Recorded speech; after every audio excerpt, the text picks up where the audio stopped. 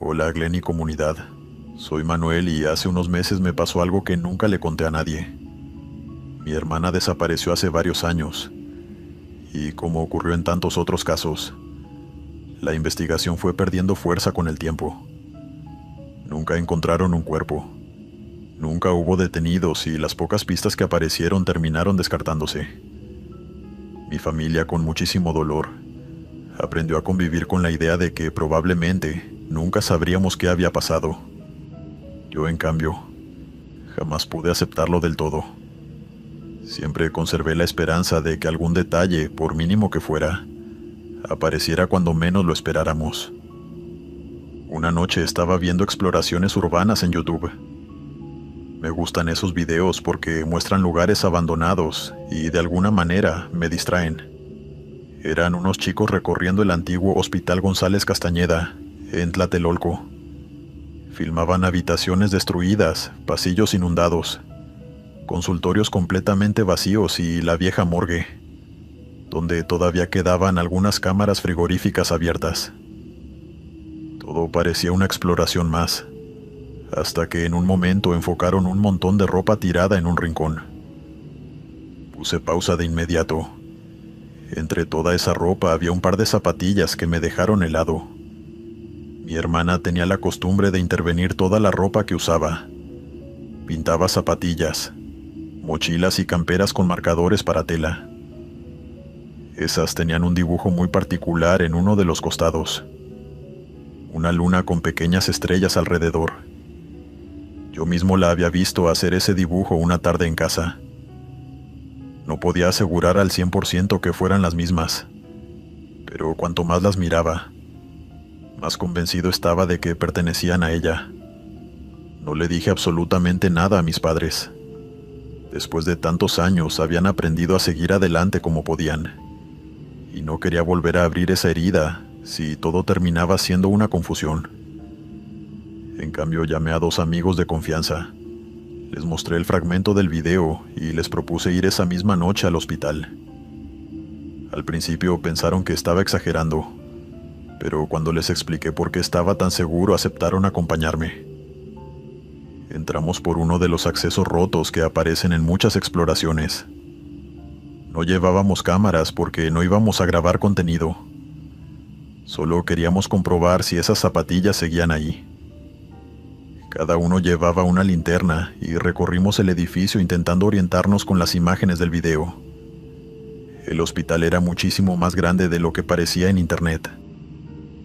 Había sectores completamente inundados, quirófanos destruidos, consultorios llenos de papeles húmedos y corredores tan largos que la luz apenas alcanzaba a mostrar el final. Después de caminar durante casi una hora encontramos el sitio exacto donde habían filmado la ropa. Todo seguía igual.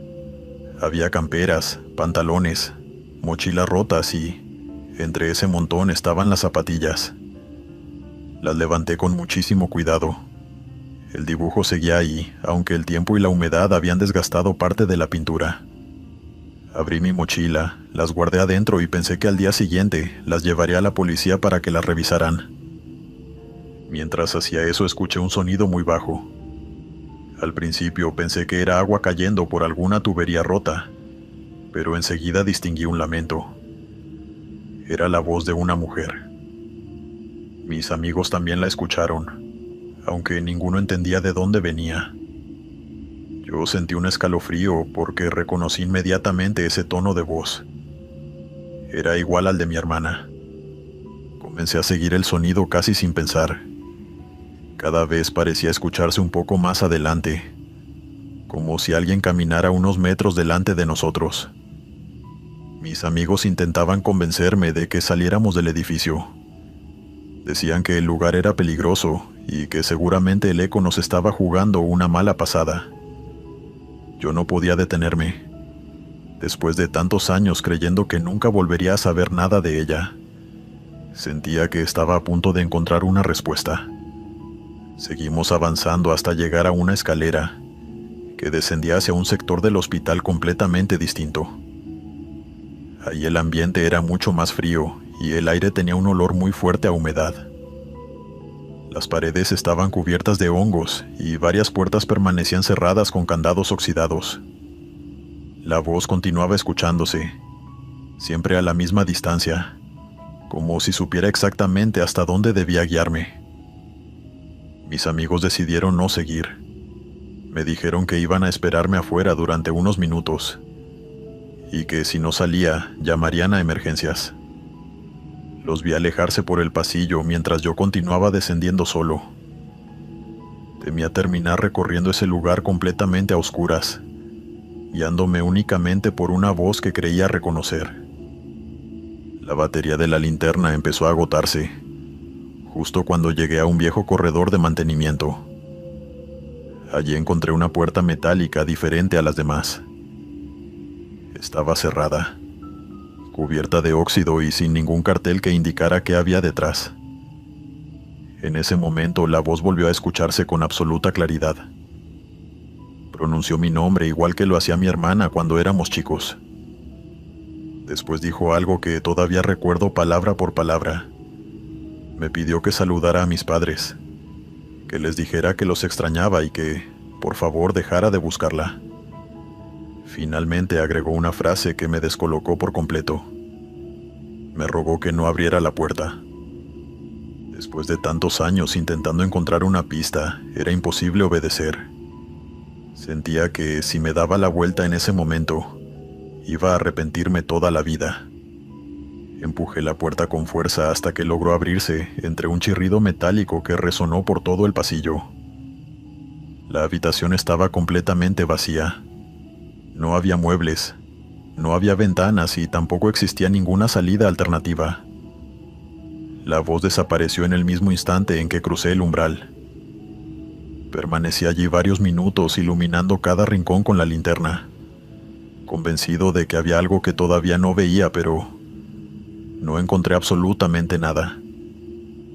Fue entonces cuando noté que la luz estaba a punto de apagarse por completo.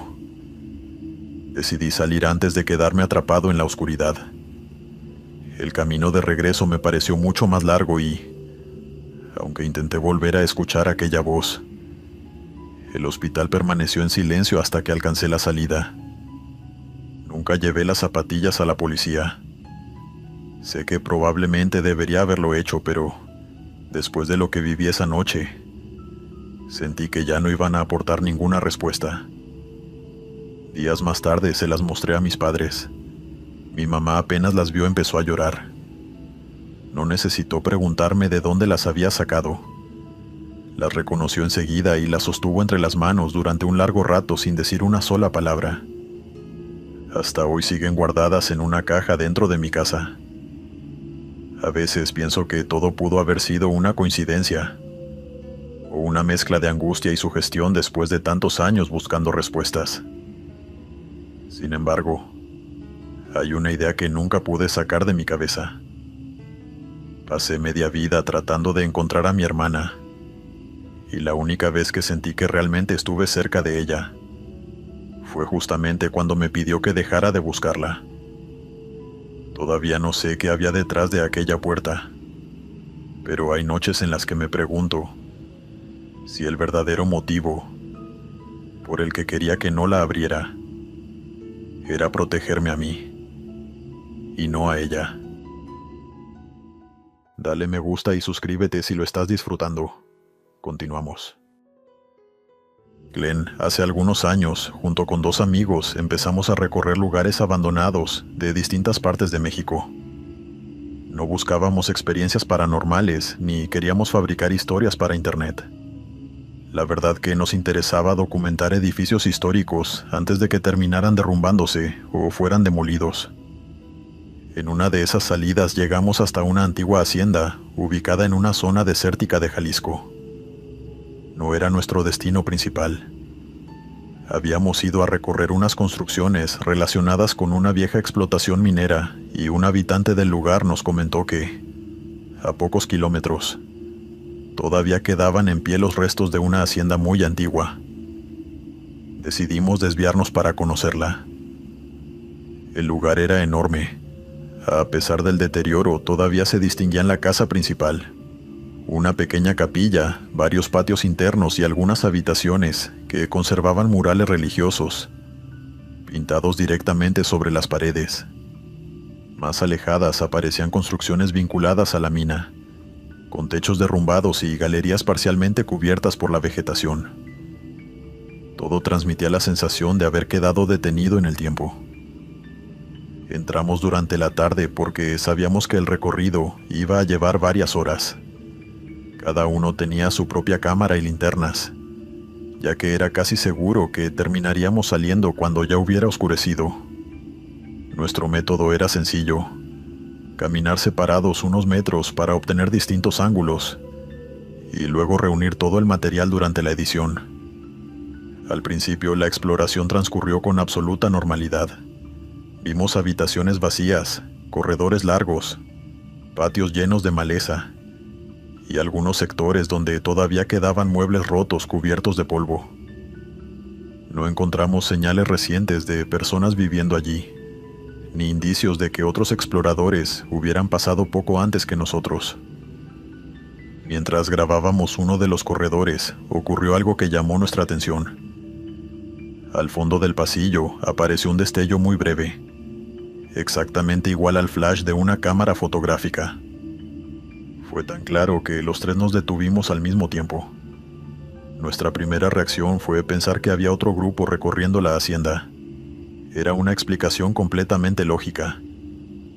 Muchas personas visitaban lugares abandonados para sacar fotografías, y supusimos que simplemente nos habíamos cruzado con alguien más.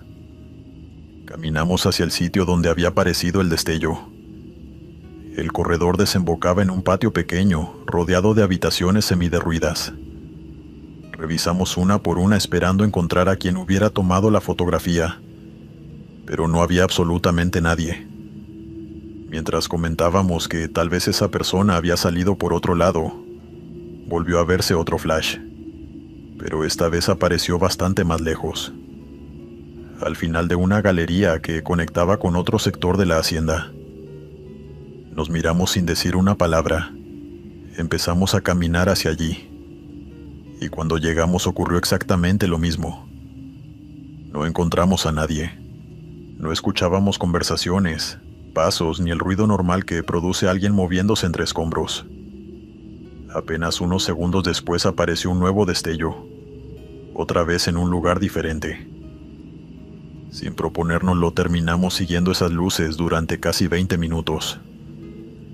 Cada vez que pensábamos que estábamos a punto de alcanzar al supuesto fotógrafo, el siguiente flash aparecía varios metros más adelante, como si la persona siempre mantuviera la misma distancia respecto de nosotros. En más de una ocasión llegamos a correr por los pasillos convencidos de que finalmente íbamos a encontrarla, pero el resultado siempre era el mismo. Había algo que empezó a resultarnos extraño. En un edificio tan silencioso, era imposible que alguien se desplazara tan rápido sin hacer ruido. Además, para pasar de un sector a otro, había que atravesar puertas caídas, piedras y pisos irregulares. Nosotros hacíamos bastante ruido simplemente al caminar. Quien fuera delante de nosotros deberían haber producido algún sonido parecido. Nunca ocurrió. Solo aparecían los destellos. Con el paso de los minutos dejamos de pensar que se trataba de otro explorador y empezamos a creer que alguien nos estaba haciendo una broma. Incluso revisamos algunos sectores donde habría sido fácil esconderse, pero no encontramos mochilas, equipos fotográficos ni ninguna señal de que otra persona estuviera recorriendo el edificio. Cuando el sol empezó a bajar, decidimos terminar la exploración. No tenía sentido seguir perdiendo tiempo detrás de algo que no lográbamos explicar, y todavía nos quedaba bastante camino para regresar al pueblo. Al salir de la hacienda vimos a un hombre mayor sentado frente a una pequeña vivienda, ubicada a unos cientos de metros. Nos saludó con total naturalidad y, apenas nos acercamos, nos hizo una pregunta que nos dejó completamente desconcertados. Nos preguntó si habíamos visto al fotógrafo. Pensamos que hablaba del mismo explorador que nosotros llevábamos casi media hora intentando encontrar. Le respondimos que habíamos visto varios flashes, pero que nunca habíamos logrado cruzarnos con la persona que supuestamente estaba sacando las fotos. El hombre sonrió y nos explicó que muchos visitantes le contaban exactamente la misma historia. Decían haber visto destellos dentro de la hacienda y terminaban recorriendo pasillos y habitaciones tratando de descubrir quién los producía. Sin embargo, hasta donde él sabía, nadie había conseguido encontrar al supuesto fotógrafo. Le preguntamos si conocía alguna explicación, pero nos dijo que no. Solo agregó que llevaba años escuchando el mismo relato de personas diferentes y que, por eso, cuando veía salir a alguien de la hacienda, siempre hacía la misma pregunta. Antes de despedirnos quiso saber si, por casualidad, nuestras cámaras habían logrado captar al hombre que producía los flashes. Le respondimos que seguramente no, aunque revisaríamos el material al llegar. Y esa misma noche descargamos todas las grabaciones. Lo primero que hicimos fue buscar los momentos donde recordábamos haber visto las luces. No tardamos mucho en encontrarlos, porque los destellos aparecían perfectamente registrados por las 3 cámaras. Lo llamativo era otra cosa. Cada flash iluminaba durante una fracción de segundo paredes, columnas y puertas, exactamente igual que lo habíamos visto en persona. Sin embargo, al detener la imagen cuadro por cuadro, nunca aparecía nadie sosteniendo una cámara. No importaba desde qué ángulo analizáramos la escena, los destellos parecían originarse desde un punto completamente vacío. Incluso en una de las tomas, el flash aparecía en medio de un corredor donde no existía ningún lugar razonable para que alguien pudiera esconderse. Durante varios días seguimos revisando el material convencidos de que encontraríamos algún detalle que se nos hubiera escapado. Pensamos en reflejos, en algún efecto de las cámaras, o incluso en la posibilidad de que otro grupo hubiera abandonado la hacienda, unos segundos antes de que nosotros llegáramos a cada sector. Ninguna hipótesis explicaba por qué los 3 habíamos visto exactamente los mismos destellos desde posiciones distintas, ni por qué nunca aparecía una sola persona en las grabaciones. Con el tiempo seguimos haciendo exploraciones en otros lugares, pero jamás volvimos a esa hacienda. Todavía conservo los archivos originales. Cada tanto los vuelvo a mirar porque sigo esperando descubrir algo que antes no había visto. Los flashes continúan apareciendo exactamente igual que aquella tarde, y por más que analice las imágenes, nunca logro encontrar a quien supuestamente estaba detrás de la cámara. Lo curioso es que, con los años, dejé de pensar en los destellos. Lo que realmente quedó dando vueltas en mi cabeza fue la pregunta del vecino. Él nunca nos consultó si habíamos visto unas luces extrañas dentro de la hacienda. Tampoco preguntó si había alguien más recorriendo el edificio. Nos preguntó directamente si habíamos visto al fotógrafo, como si supiera de antemano que todos los que entraban allí terminaban persiguiendo a la misma persona y que ninguno conseguía encontrarla. Continuamos. Esto pasó hace unos años, cuando recién empezaban a ponerse de moda las exploraciones urbanas en YouTube.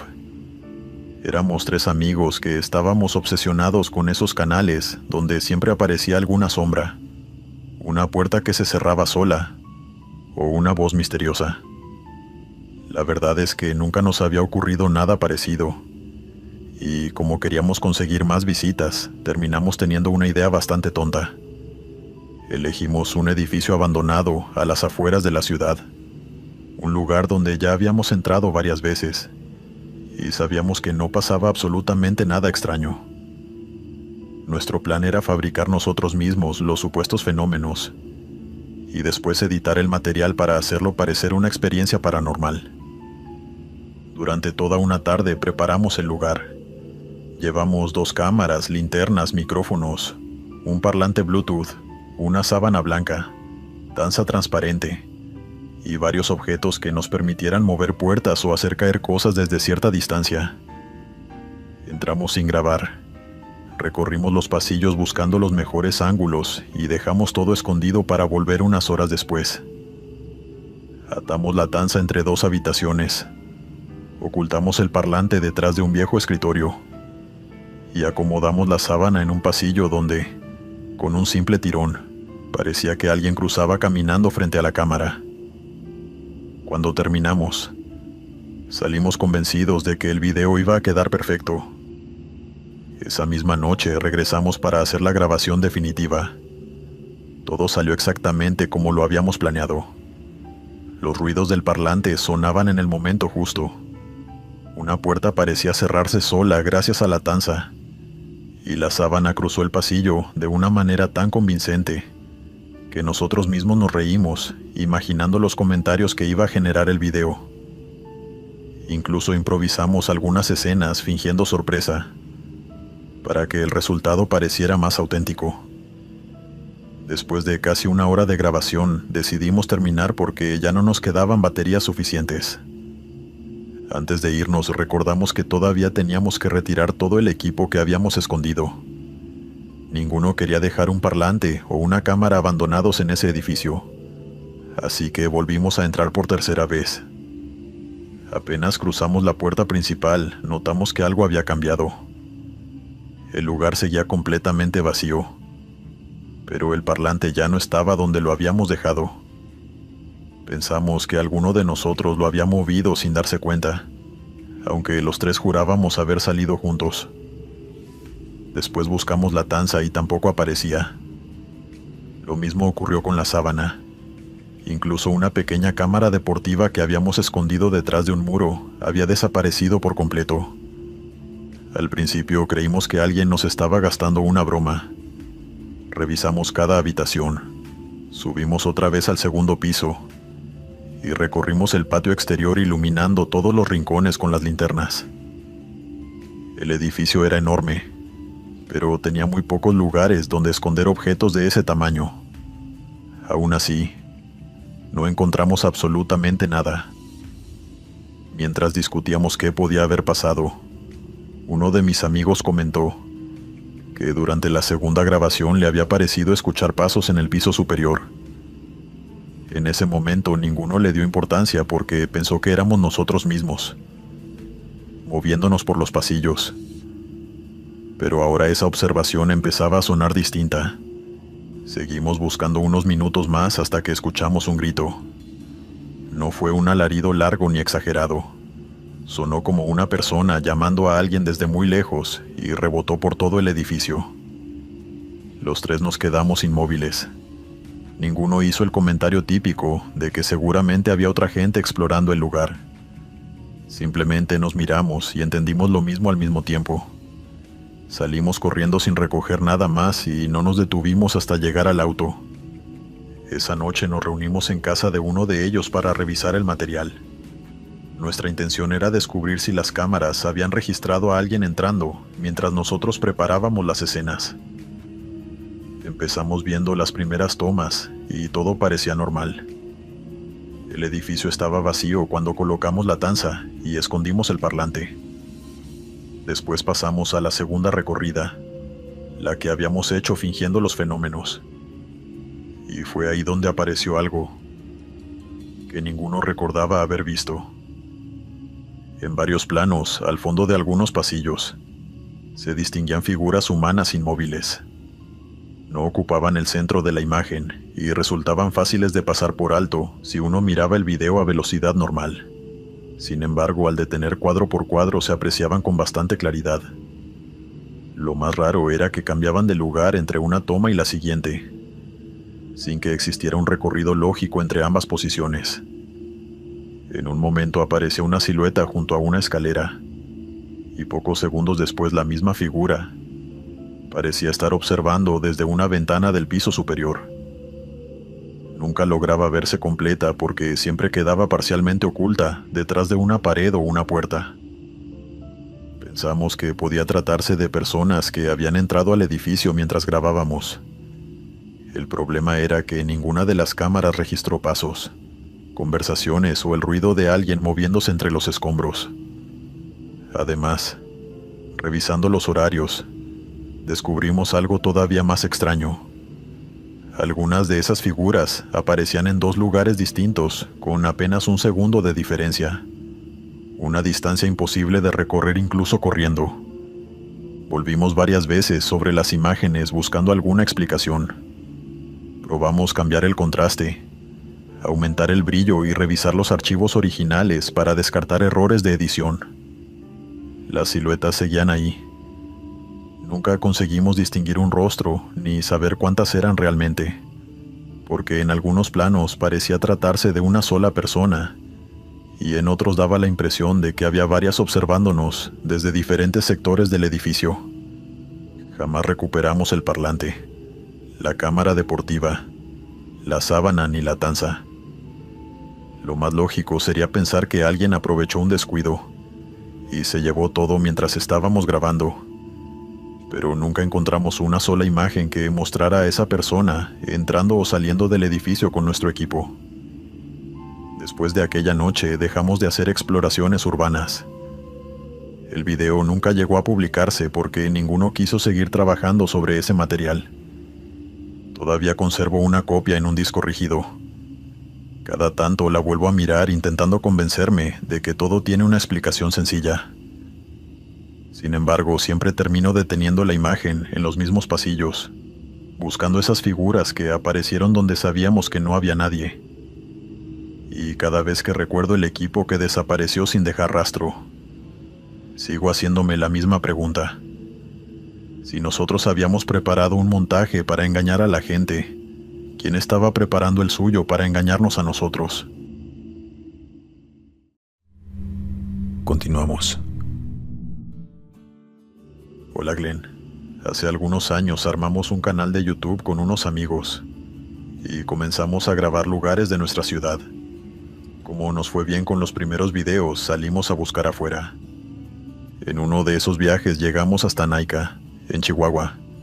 Queríamos conocer los antiguos túneles vinculados a la llamada Mina de las Brujas, un lugar rodeado de historias que se transmitían desde hacía décadas entre mineros y habitantes de la zona. Después de varios contactos conseguimos un permiso para recorrer únicamente algunos sectores que ya estaban fuera de operación.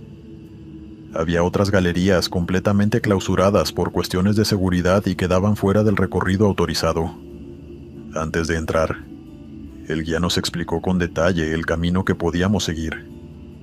También nos señaló en un plano las áreas restringidas y se detuvo especialmente en una galería sellada que quedaba hacia uno de los extremos del complejo. Nos pidió varias veces que no nos acercáramos a ese lugar.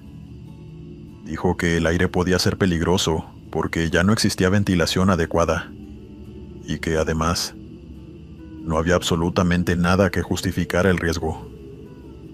La advertencia fue tan insistente que terminamos entendiendo que no era una simple recomendación. Comenzamos la exploración llevando cámaras, linternas, cascos y micrófonos externos para registrar el ambiente de la mina. Durante el primer tramo todo transcurrió con absoluta normalidad. Grabábamos los túneles, comentábamos algunos detalles históricos, y nos sorprendía el silencio que se generaba cuando apagábamos las linternas por unos segundos. Solo se escuchaban gotas cayendo desde el techo, y el eco lejano de nuestras propias pisadas. Después de casi una hora de recorrido, llegamos a una bifurcación desde donde, según el plano, comenzaba la galería clausurada. Fue allí donde escuchamos por primera vez un silbido muy tenue que parecía venir desde esa dirección. Nadie se alarmó. En una mina antigua resulta bastante común que el aire produzca sonidos extraños al pasar por grietas o túneles estrechos. Así que seguimos grabando sin darle demasiada importancia. Sin embargo, unos minutos más tarde volvió a escucharse y ya no sonó igual. El ruido había dejado de ser continuo. Aparecía durante un instante, se interrumpía y volvía unos segundos después, con una cadencia que recordaba mucho más al silbido de una persona que al de una corriente de aire. Nos quedamos quietos intentando descubrir de dónde provenía. Uno de mis amigos comentó en voz alta que seguramente existía alguna abertura detrás del muro sellado. Apenas terminó de hablar, pasaron unos segundos y el silbido volvió a escucharse, esta vez con la sensación de estar bastante más cerca. Nos miramos sin decir nada y seguimos caminando, convencidos de que tarde o temprano encontraríamos una explicación lógica. La situación empezó a volverse incómoda cuando ocurrió por tercera vez. Cada vez que alguno hacía un comentario, el sonido regresaba después de una breve pausa.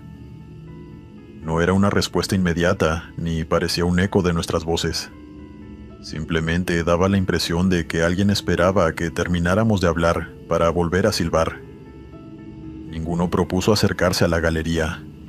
Recordábamos perfectamente la advertencia del guía y no teníamos ninguna intención de entrar en un sector restringido. Continuamos grabando desde donde estábamos hasta que, de manera tan inesperada como había comenzado, el silbido dejó de escucharse por completo. El resto de la exploración transcurrió sin novedades.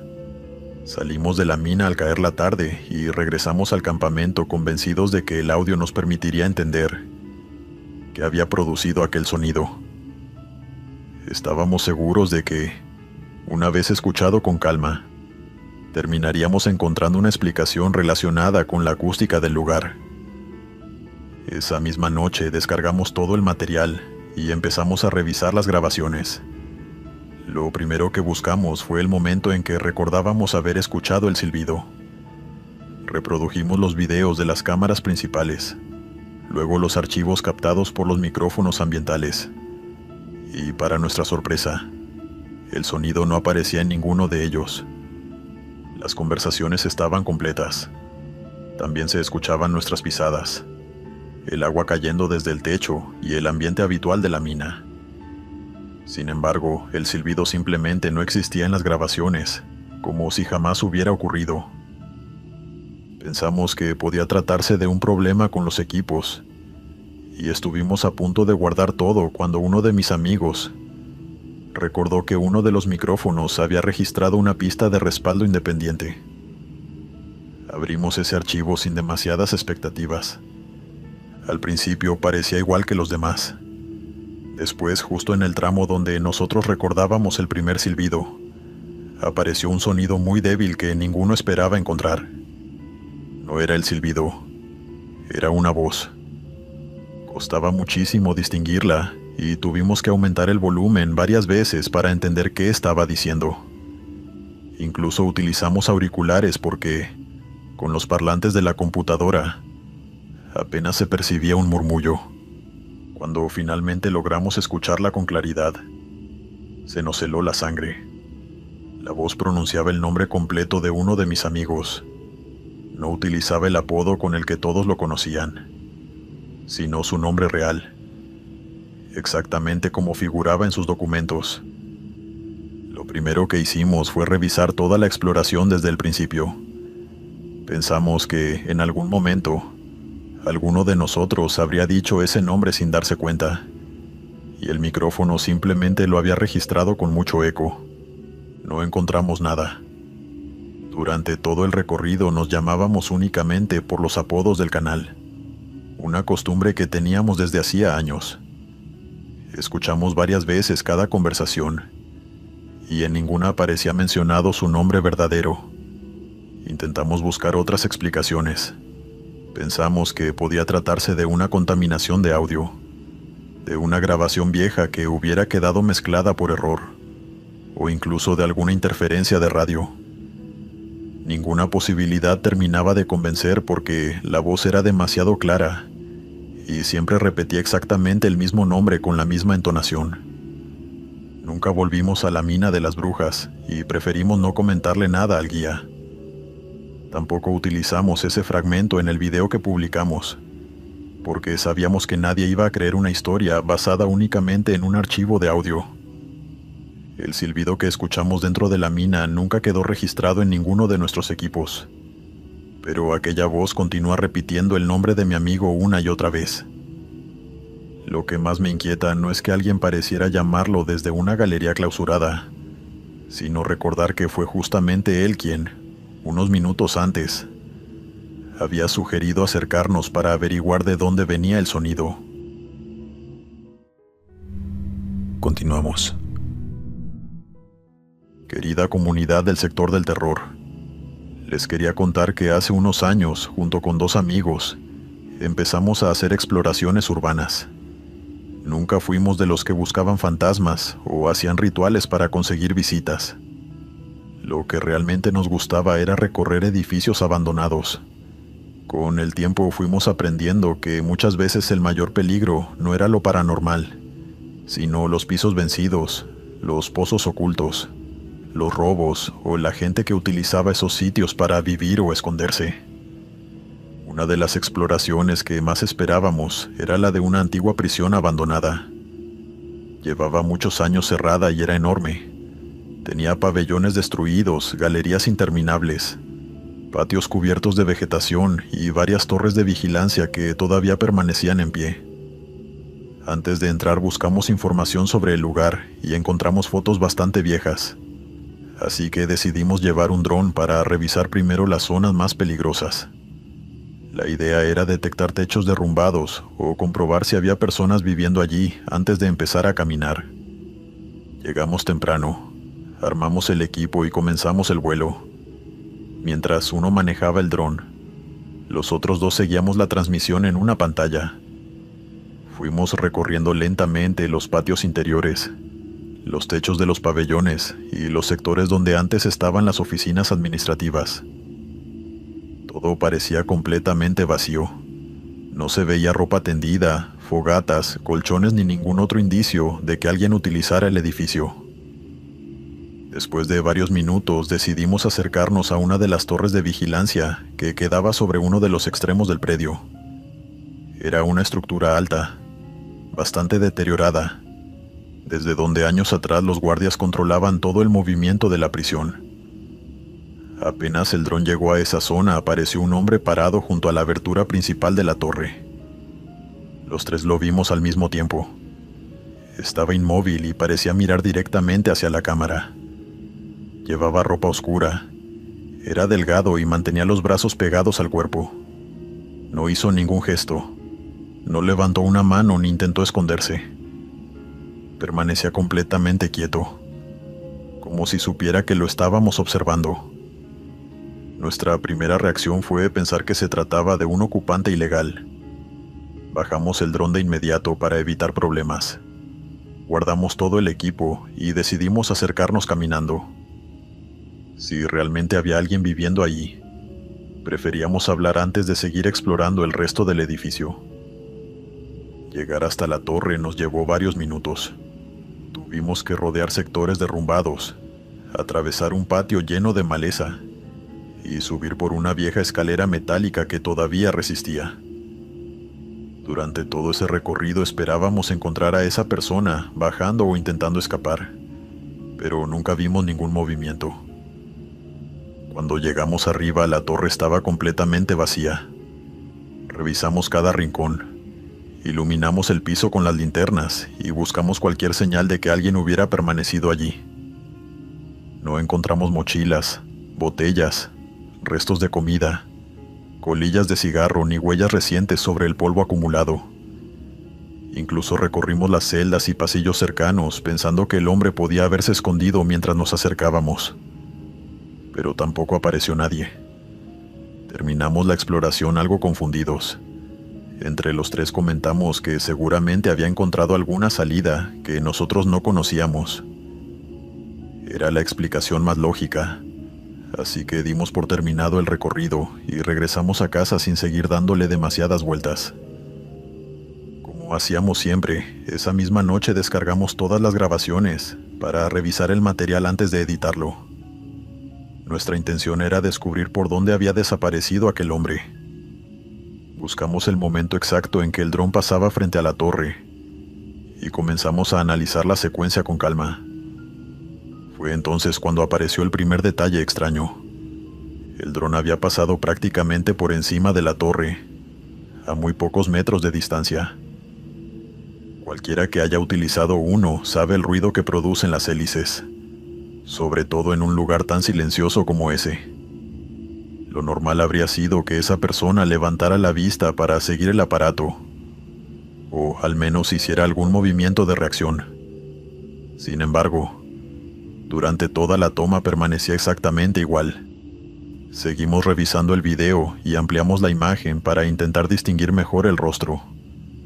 La resolución no era perfecta, pero alcanzaba para notar otra cosa que nos dejó incómodos. En algunos momentos parte de su cuerpo parecía mezclarse con la pared de la torre. No era un efecto constante ni un error evidente de compresión. Simplemente había fotogramas donde el borde del hombro y una parte de las piernas se confundían, con el fondo de una forma muy difícil de explicar. Pensando que podía tratarse de un problema del archivo, exportamos nuevamente el video original desde la memoria del dron. El resultado fue exactamente el mismo. Incluso lo reprodujimos en otro monitor para descartar que fuera un defecto de la pantalla.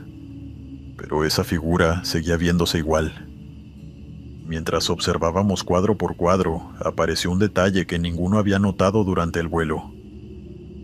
En un instante muy breve, cuando la cámara pasa por encima de la torre, la sombra del dron se proyecta claramente sobre el techo y las paredes. Sin embargo, esa sombra nunca llega a tocar al hombre. Es como si estuviera proyectándose sobre una superficie que él no ocupaba. Uno de mis amigos propuso volver unos días después para repetir exactamente el mismo recorrido. Los otros dos nos negamos. No por miedo a encontrar algo extraño, sino porque ninguno tenía ganas de volver a pasar horas buscando a una persona que tal vez nunca había estado allí. Hasta hoy el dron sigue funcionando perfectamente y todavía conservo esa grabación. Cada tanto vuelvo a verla intentando encontrar algún detalle técnico que explique lo que registró la cámara. A veces pienso que todo pudo ser una combinación de luces, sombras y mala resolución. Otras veces recuerdo lo convencidos que estábamos de haber visto a un intruso vigilándonos desde la torre, y me resulta imposible creer que los tres nos hayamos equivocado exactamente de la misma manera. Lo único que tengo claro es que esa tarde fuimos preparados para encontrar a alguien viviendo en una prisión abandonada. Lo recorrimos de punta a punta buscándolo y no apareció una sola pista de que hubiera pasado otra persona por ese lugar. Sin embargo, cada vez que detengo el video en el mismo fotograma, el hombre sigue ahí, inmóvil, esperando en la torre de vigilancia como si jamás hubiera abandonado su puesto. Continuamos. Glenn, hace unos años teníamos un canal de exploraciones urbanas. Nunca fuimos de los que armaban historias paranormales para conseguir visitas. Al contrario, intentábamos mostrar los lugares tal como estaban, investigar un poco su historia y recorrerlos con el mayor cuidado posible. Una vez conseguimos permiso para entrar a un antiguo edificio de oficinas que había pertenecido a una empresa bastante importante de la ciudad. Según la documentación que habíamos conseguido y lo que contaban los vecinos, el lugar llevaba más de 15 años completamente abandonado. Nadie trabajaba allí desde el cierre de la compañía, y durante todo ese tiempo, el inmueble había permanecido cerrado porque existía un conflicto judicial entre los antiguos propietarios. Entramos cerca del mediodía para aprovechar la luz natural. El edificio era enorme. Tenía varios pisos, oficinas individuales, salas de reuniones y un archivo donde todavía quedaban miles de carpetas amontonadas. Todo estaba cubierto por una capa gruesa de polvo. Había escritorios con computadoras antiguas, teléfonos de disco, calendarios detenidos en otra época, y montones de papeles amarillentos que parecían no haber sido tocados desde el día en que todos abandonaron el lugar. Cada uno grababa desde un ángulo diferente porque después mezclábamos las imágenes durante la edición. Mientras recorríamos el segundo piso, entramos en una oficina bastante pequeña que parecía haber pertenecido a algún jefe de sector. El escritorio estaba casi vacío, salvo por un cuaderno apoyado junto a una lámpara vieja. Lo primero que nos llamó la atención fue que ese cuaderno no se veía igual que el resto de las cosas. También tenía polvo, pero muchísimo menos. Incluso la tapa conservaba el color original, y las hojas no estaban amarillas como los demás documentos. Uno de mis amigos hizo el comentario de que parecía haber sido dejado allí hacía poco tiempo. Lo abrimos delante de las cámaras pensando que encontraríamos anotaciones de la empresa. Sin embargo, todas las páginas tenían únicamente nombres escritos a mano. Al lado de cada nombre aparecía una fecha. No había teléfonos, direcciones ni ninguna otra información. Solo nombres y fechas, uno debajo del otro. Durante unos minutos intentamos encontrarle sentido. Pensamos que tal vez era una lista de empleados, un registro de visitas o incluso una libreta personal de alguien que había trabajado allí antes del cierre. Esa teoría dejó de tener sentido cuando empezamos a mirar las fechas con atención. Varias correspondían al año en que estábamos haciendo la exploración. Algunas tenían apenas unos meses de diferencia. Nos quedamos desconcertados.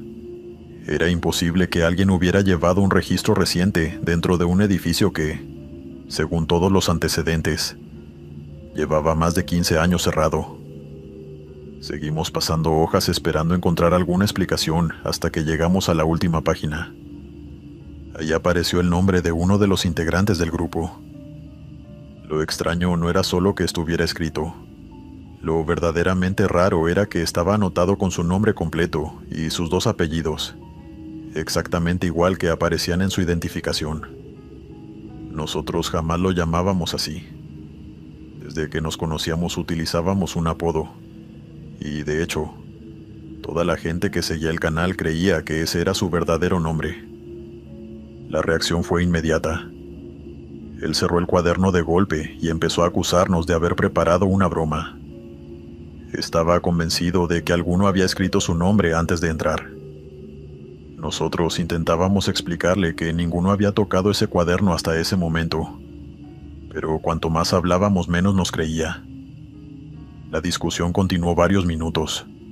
Uno proponía revisar las cámaras, otro decía que seguramente alguien había entrado antes que nosotros y había dejado el cuaderno allí. Ninguna explicación terminaba de cerrar porque el edificio estaba sellado desde hacía años y habíamos sido los primeros en ingresar esa mañana con autorización del propietario. Terminamos la exploración bastante incómodos. Mi amigo insistió en llevarse el cuaderno para demostrar que todo era una broma preparada entre nosotros. Antes de irnos, revisamos una vez más la última hoja.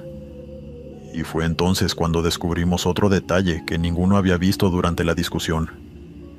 La fecha escrita junto a su nombre coincidía exactamente con el día en que estábamos recorriendo el edificio. Esa misma noche descargamos el contenido de las 4 cámaras. La idea era encontrar el momento en que alguno escribía el nombre o, al menos, escuchar que alguien lo pronunciaba durante la exploración.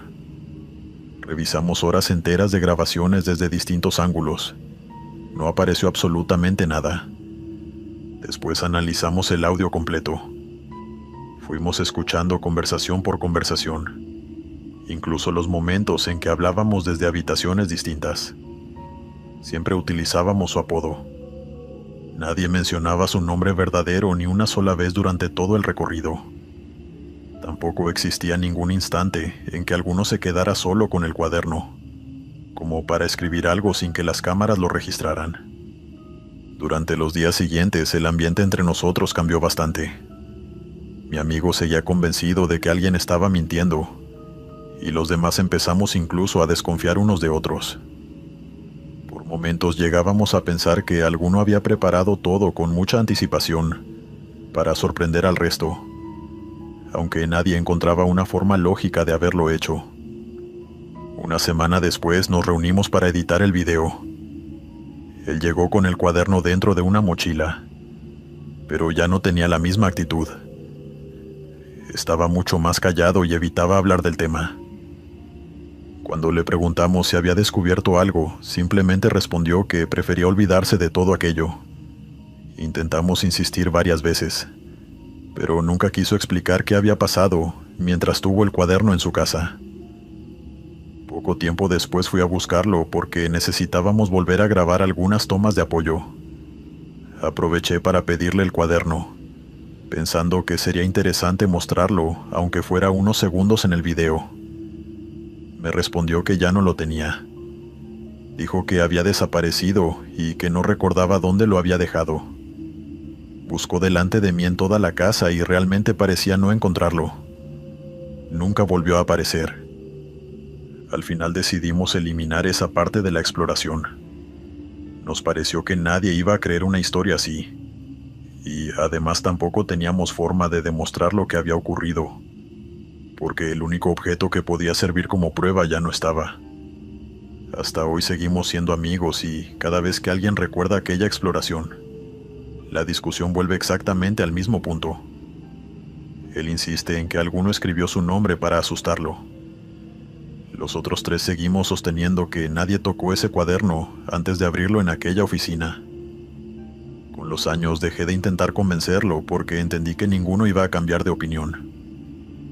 Lo que todavía me inquieta no es que apareciera su nombre completo en la última página. Lo que nunca pude explicar es quién escribió la fecha. Porque si ese cuaderno realmente llevaba tantos años dentro de un edificio abandonado, alguien anotó ese último registro el mismo día en que nosotros decidimos entrar a buscar una historia. Mucho antes de que encontráramos el cuaderno sobre aquel escritorio.